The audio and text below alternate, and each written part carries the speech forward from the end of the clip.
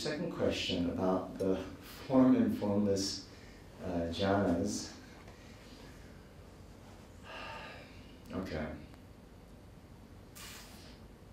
Now, and what was it? What kind of wisdom arises from those? Each stage. Okay. Now, this is a topic that we study for some months down at the monastery. And so, given our time constraints, and given my lack of deep knowledge, I'll just give a small kind of answer, right?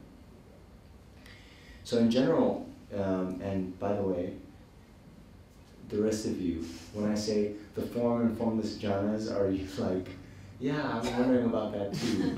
Or are you like, I've never heard about that, what are you talking about?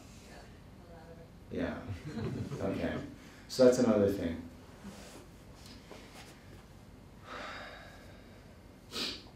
All right, so let me just, I'll first preface answering this question with a little bit about the Buddhist cosmology. And in the Buddhist cosmology, they talk about the 3 realms within samsara, okay? There is talk of 6 realms of samsara, there's also talk about 3 realms of samsara. When we talk about the 3 realms of samsara, it's the so-called desire realm, the form realm, and the formless realm, okay? Now,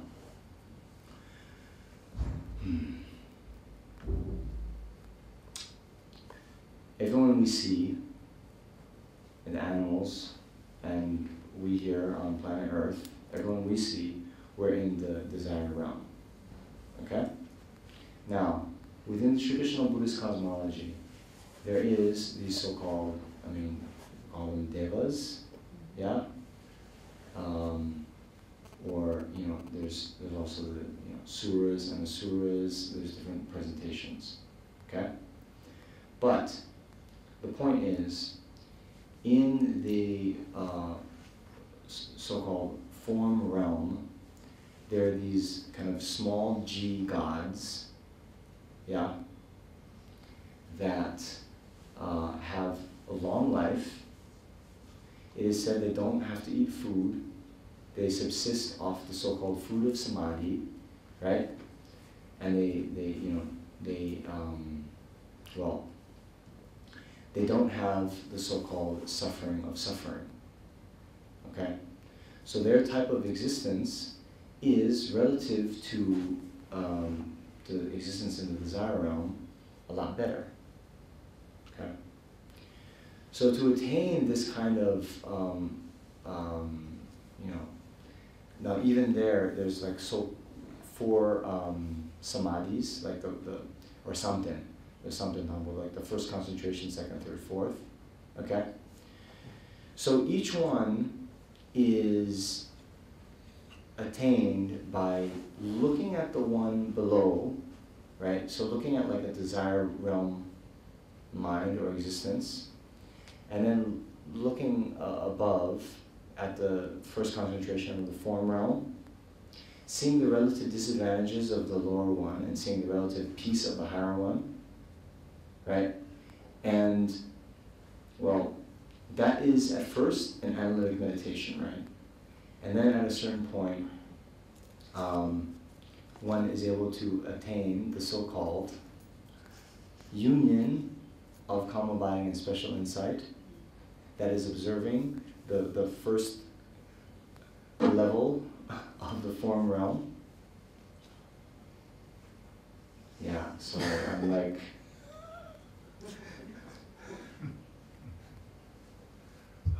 okay, anyway, let me just be more, there's a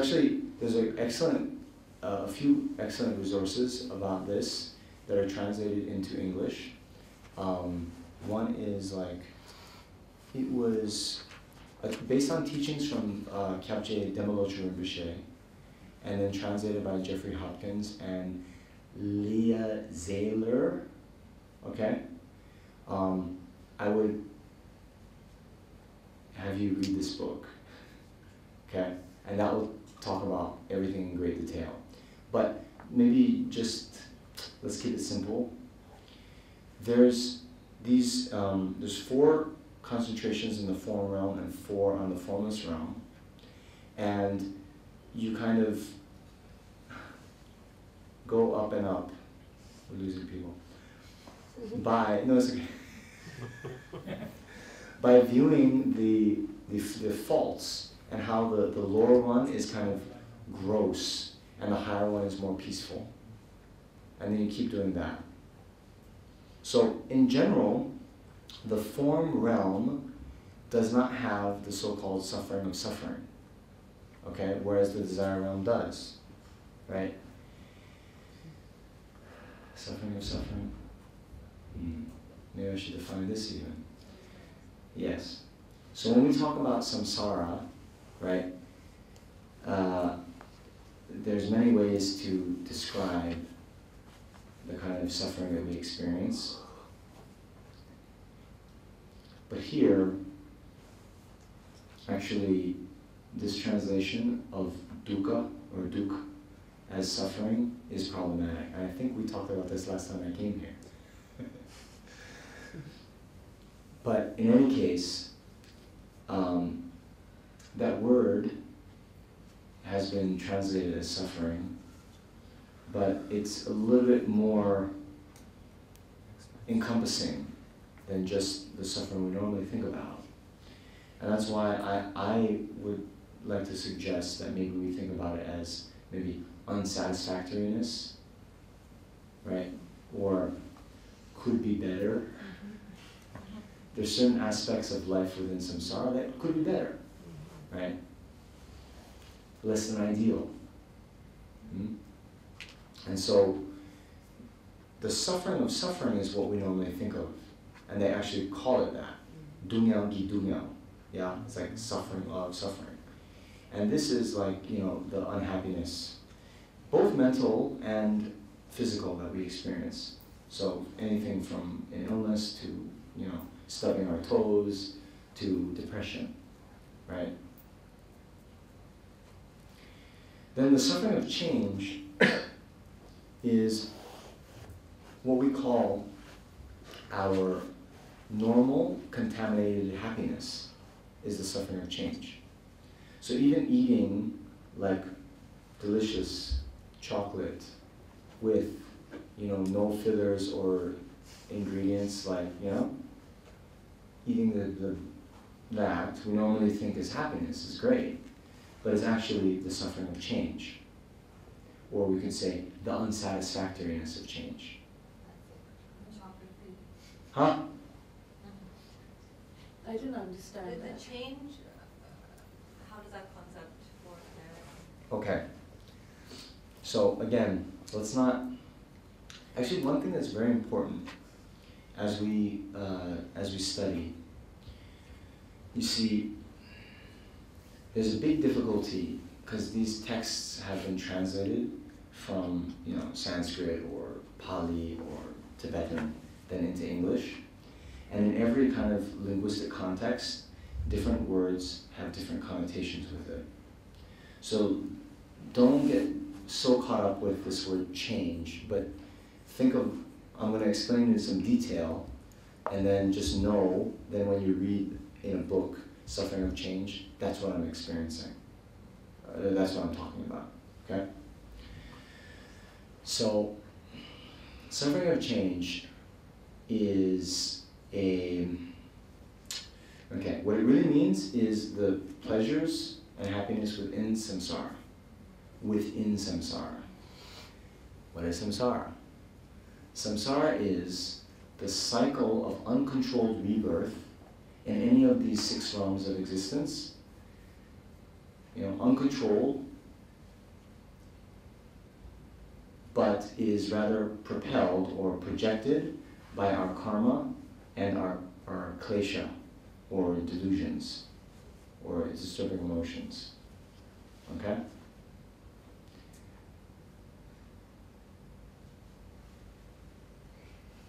Now, uncontrolled, what does that mean? For us, at the time of our death, if we haven't attained high levels of realization. At the time of our death, a certain karmic imprint will ripen in our minds that will then project us into taking another rebirth, right? But that process is out of our control. Means we can't decide where and when and in what realm and in what conditions we're going to be reborn. It just happens. The kind of control we can exert is, it's very little. We can, for example, by meditating in a very virtuous mind at the time of our death, we can activate a good karmic imprint that will then project us into a higher realm of existence, but that's about it.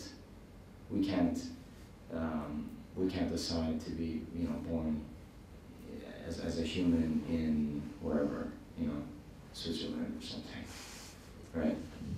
We have very little control. Okay? All right. Now, the suffering of change, we say, are samsaric happiness, like eating a delicious piece of chocolate, right?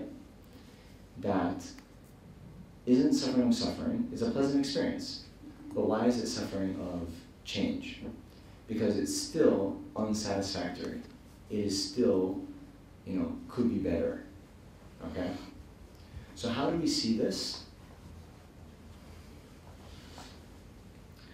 The great Indian master Aryadeva, then he talks about this as an example, okay? All right. Are we getting hungry yet? You know Tibetan momos? Sorry, yeah? Momos? So when we're hungry, sorry, Aryadeva didn't use this example of momos, but he used a similar one, okay? You have the plate of momos, yeah? It's like dumplings, yes? Okay. And then when you're very hungry, you eat one. So tasty, right? Then you eat 2, 3, 4, 8. At a certain point, you can't eat another one, right? And if you keep eating, if you have to eat like 25 momos, right? You won't want to eat a momo for the next year, right? Okay. So the thought is here, if there was some intrinsic happiness that comes from eating the momos, right? Then the more momos you ate, the more happiness you would have, right? But we don't see that. In fact, there's a point when the eating of the momos is no longer pleasant and actually becomes overt, obvious suffering. Okay? So why is that? Here it is explained that all of our samsaric pleasures are actually not pleasant in and of themselves, but is coming from the reduction of another kind of suffering that is more obvious. So here, we have a very obvious suffering of hunger, okay, which is like, let's say it's like this, yeah? Then when we start eating the first momo, the suffering of hunger goes down a lot. And then our suffering of eating momos has started. But net, there's been a dramatic reduction in the overt suffering. And we label that pleasure. And actually, it is. We're better off than one moment before. But it's still unsatisfactory.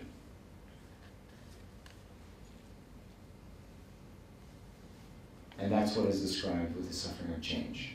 So now hold on, I'm in the middle of answering the question, believe it or not. This time I actually know where I'm going with this. So in the desire realm, there's all three types of suffering. In the form realm, there's 4 levels in the form realm. First concentration, second concentration, third concentration. Okay. The first 3 levels has suffering of change, but no suffering of suffering. Okay? But the 4th level doesn't even have suffering of change. There's no contaminated happiness, but everything is a very neutral feeling. You know? Because even, see, that samsaric pleasure is disturbing to the mind in some level, right? There's that, if we are very conscious and aware, even eating the chocolate, there's some agitation that goes on in the mind, even with a pleasurable experience, right? And so, as we get to the 4th level of the form realm, then all of our feelings are just neutral. And because of that, there's peace. And then all of the formless realm, all of those feelings are also neutral. So anyway, at each stage, one looks at the lower and sees it's not as good as the higher, and then wishes to attain the higher, and then, well, you basically attain a single point of concentration that views a phenomena in the higher realm, right? And then you attain that level of concentration. Is that okay for now? That book will describe in greater detail. At every level, there's particular faults that are then overcome, you know? Yeah. What is the title you said? I think it's Meditative States in Tibetan Buddhism. Oh, I see. Meditative States in Tibetan Buddhism. It's a kind of brown book, and published by Wisdom Publications. And the authors, I'm sure of. Demiloche Rinpoche, Jeffrey Hopkins, and Leah Zahler. Leah or Leah? Yeah, okay. Whew. There's a question there.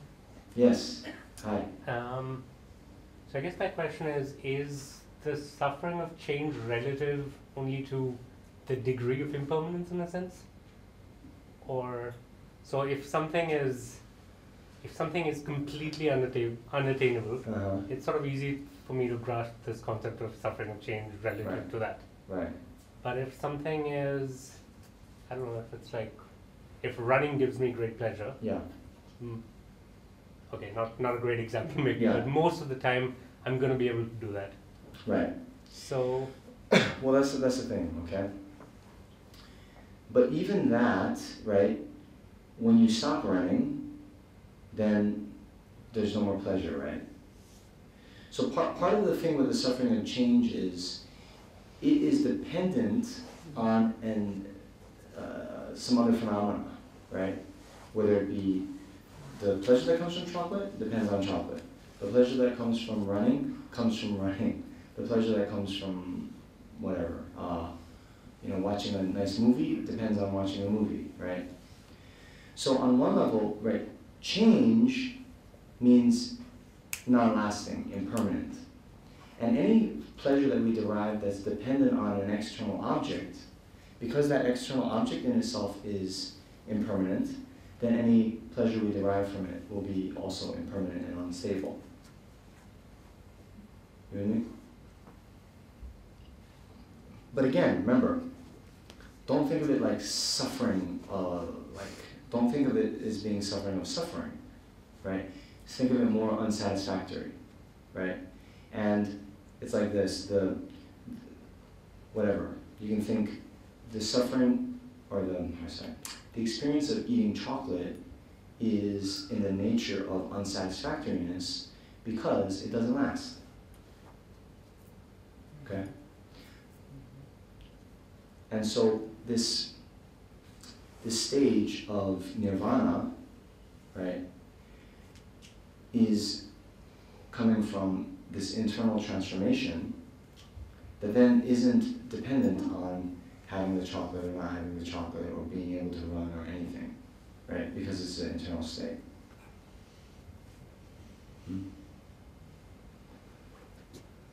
Yes, 1, 2, 3, and then lunchtime.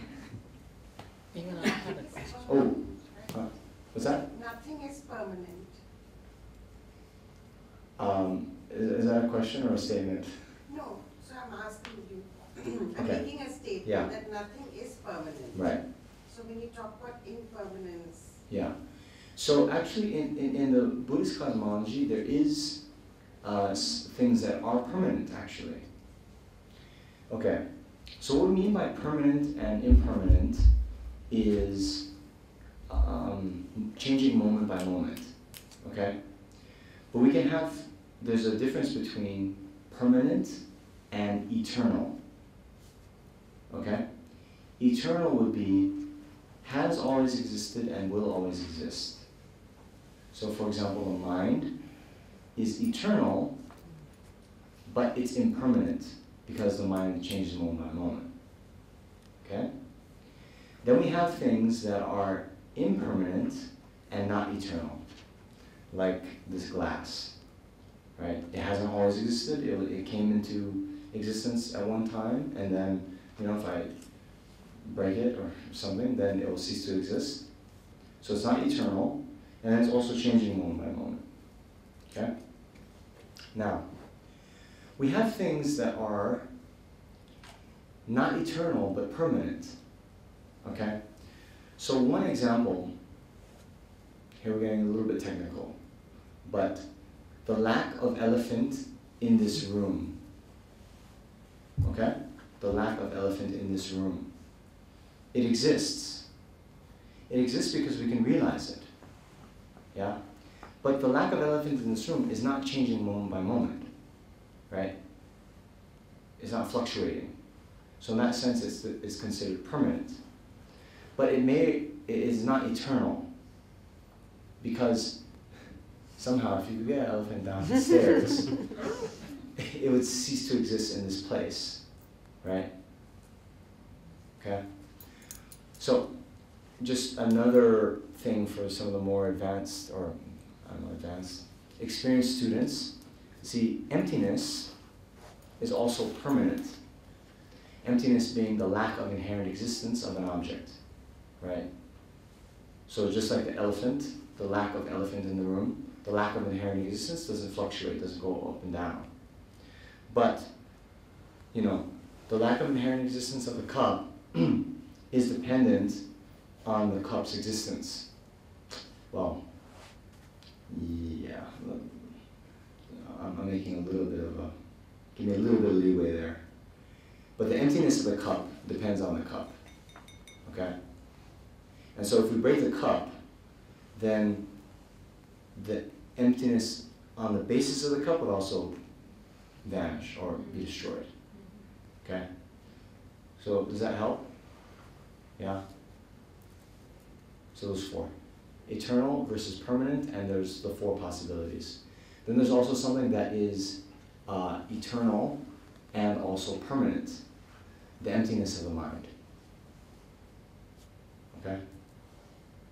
You got those four possibilities? Okay.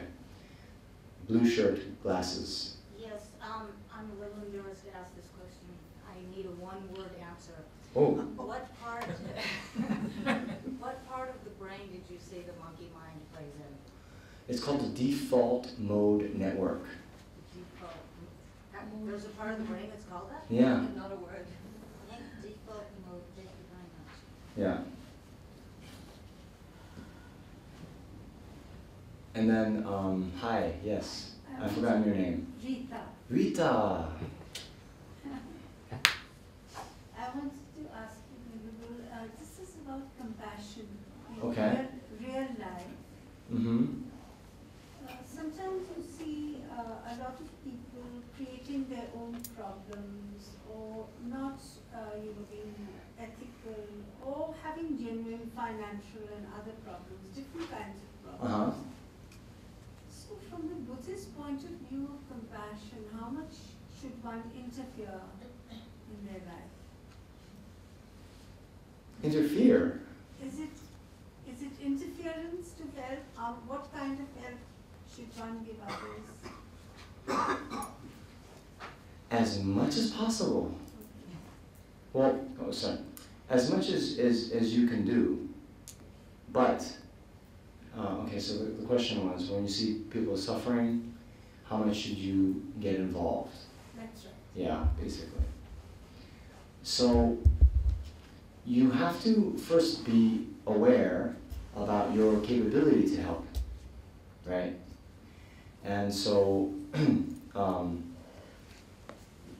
yeah, there is a piece of advice from Shantideva that we shouldn't do more than we're capable of, because it is not a good thing to come to later regret our virtuous actions, right? And so if we give too much or we do too much, and then we put ourselves at risk of then regretting it later, that can be, difficult, right? It can become an obstacle for our progress, okay? So Shantideva suggests, it'd be very difficult to give away parts of our body, but we start by giving away vegetables. And then by habituating ourselves, training ourselves in giving away vegetables, then we can do greater and greater deeds of generosity. Okay?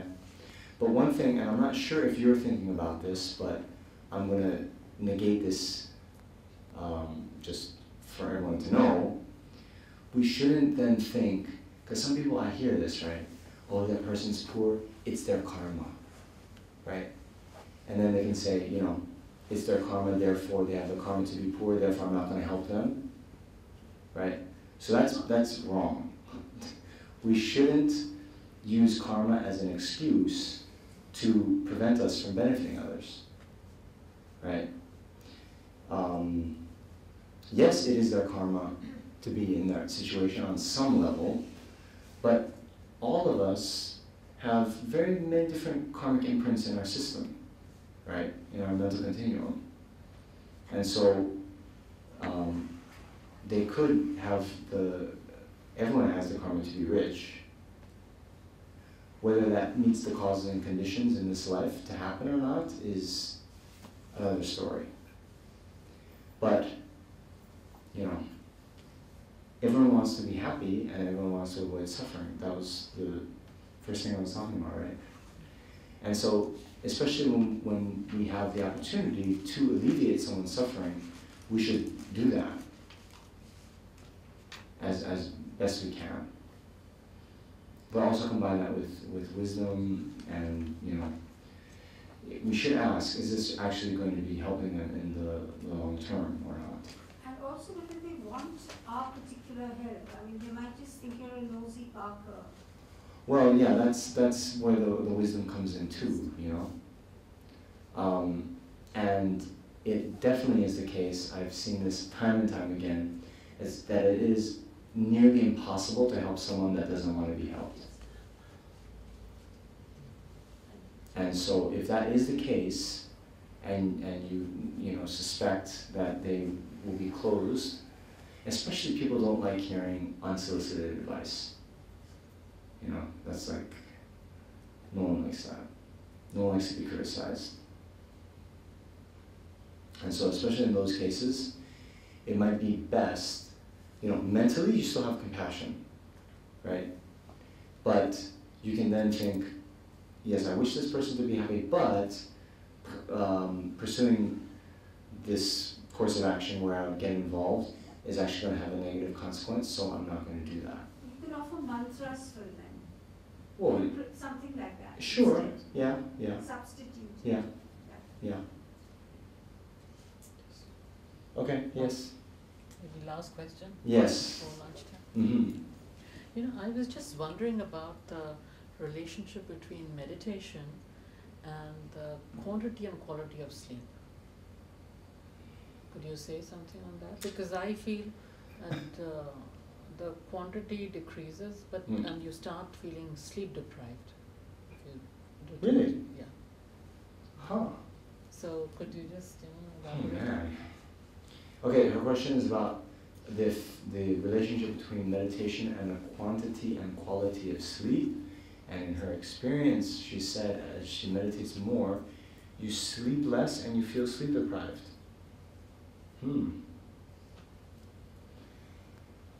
So, I think it depends.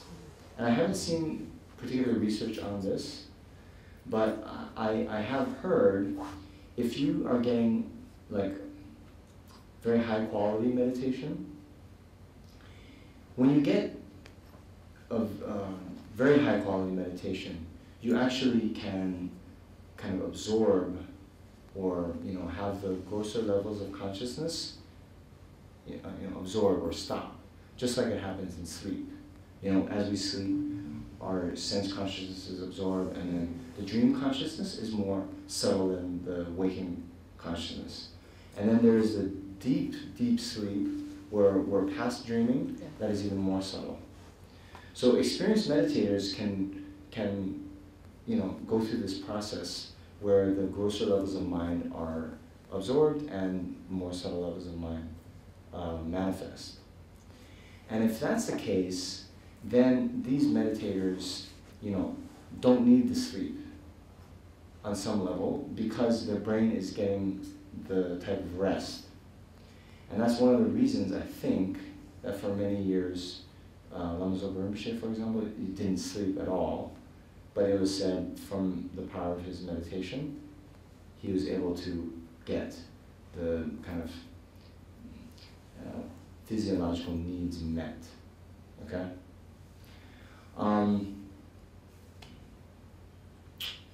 Yeah. Most of us aren't reaching that level of meditative concentration. I don't want to make any assumptions for you. But,